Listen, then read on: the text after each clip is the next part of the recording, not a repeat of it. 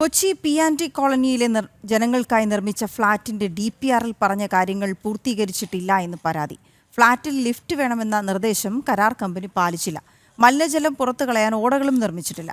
കെട്ടിടങ്ങളുടെ നിർമ്മാണ തകരാർ മൂലം മുകളിലെ നിലയിലെ ബാത്റൂമുകളിൽ നിന്ന് മലിനജലം താഴത്തെ താമസ സ്ഥലത്തേക്ക് ഒലിച്ചു വീഴുന്നതായും പരാതിയുണ്ട്. പി.ആൻഡ്.ടി കോളനിയിലെ ജനങ്ങൾക്കായി സർക്കാർ നിർമ്മിച്ചു നൽകിയ ഫ്ളാറ്റുകളാണ് അഴിമതിയുടെയും കെടുകാര്യസ്ഥതയുടെയും ഉദാഹരണമായി മാറുന്നത്. വിശദമായ പദ്ധതി രേഖയിൽ പറഞ്ഞ മിക്ക കാര്യങ്ങളും നടപ്പിലാക്കാതെയാണ് ഫ്ളാറ്റുകൾ കൈമാറിയത്. 1.5 വർഷമായി ഇവിടെ ആളുകൾ താമസം തുടങ്ങിയിട്ട്. ഫ്ളാറ്റിൽ നിന്നും മലിനജലം ഒഴുക്കി കളയാൻ ഓടകളില്ലാത്തതിനാൽ കനത്ത വെള്ളക്കെട്ടാണ് അനുഭവപ്പെടുന്നത്. 3 നിലകളുള്ള ഫ്ളാറ്റിൽ ലിഫ്റ്റ് നിർമ്മിക്കണമെന്ന നിർദ്ദേശവും കരാറുകാർ പാലിച്ചിട്ടില്ല.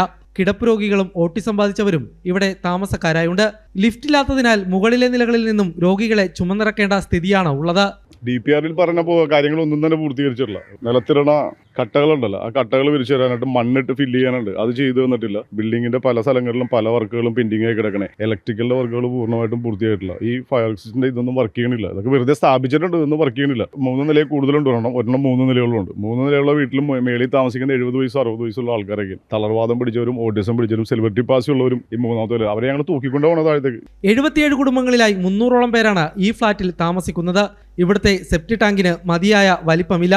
സെപ്റ്റി ടാങ്ക് നിറഞ്ഞ് മലിനജലം ഒഴുകുന്നതും പതിവാണ്. ഒരു സെപ്റ്റി ടാങ്ക് വെച്ചേക്കുന്നത് ഇത്രയും വണ്ണത്തിൽ വെച്ചിരുന്ന സെപ്റ്റി ടാങ്ക് 77 കുടുംബങ്ങൾക്ക് ബാത്റൂമിൽ പോകാനായിട്ട് അതിപ്പോ ഇവിടെ പൊട്ടി ഒഴുകാൻ തുടങ്ങിയിട്ടുണ്ട്. ഒന്നരാടം വന്ന് കോരുന്നുണ്ടെന്ന് പറഞ്ഞു. ഇങ്ങനെയൊക്കെയാണ് ചെയ്യണേ. ഇത്രയും ഇല്ലാത്ത ആൾക്കാരാണ്. ഒരു വീട് വെക്കുമ്പോൾ ആദ്യം നോക്കുന്നത് വെള്ളവും സെപ്റ്റി ടാങ്കിന്റെ കാര്യങ്ങളൊക്കെയാണ്. ഇങ്ങനെയുള്ള സെപ്റ്റി ടാങ്ക് പിള്ളേർക്ക് ഇതുവഴി നടന്നു പോകാൻ പറ്റണില്ല. ഫ്ളാറ്റ് നിർമ്മാണത്തിലെ അഴിമതി ആരോപണത്തിൽ ഹൈക്കോടതി ഇടപെട്ടിട്ടുണ്ട്. ലൈഫ് മിഷൻ പദ്ധതി പ്രകാരം GCDA നടപ്പാക്കിയ ഭവന നിർമ്മാണ പദ്ധതിയിൽ അഴിമതിയും നിയമലംഘനവും ആരോപിക്കുന്ന ഹർജിയിൽ തദ്ദേശ സ്ഥാപനങ്ങൾക്കുള്ള ഓംബുഡ്സ്മാൻ വിശദീകരണം തേടിയിട്ടുണ്ട്. പദ്ധതിയുടെ വിശദമായ വിവരങ്ങളടക്കം ഹാജരാക്കാൻ നിർദ്ദേശിച്ചാണ് ombudsman justice PD Rajan GCDA സെക്രട്ടറിക്ക് നോട്ടീസ് നൽകിയത്. കോടതി ഇടപെടലിൽ തങ്ങൾക്ക് നീതി ലഭിക്കുമെന്ന പ്രതീക്ഷയിലാണ് ഫ്ളാറ്റിലെ താമസക്കാർ. കനത്ത വെള്ളക്കെട്ടിനെ തുടർന്നാണ് പി.ആൻഡ്.ടി കോളനിയിൽ നിന്നും ജനങ്ങളെ മുണ്ടംവേലിയിലെ ഫ്ളാറ്റിലേക്ക് മാറ്റി പാർപ്പിച്ചിരുന്നത്. ജനം, കൊച്ചി.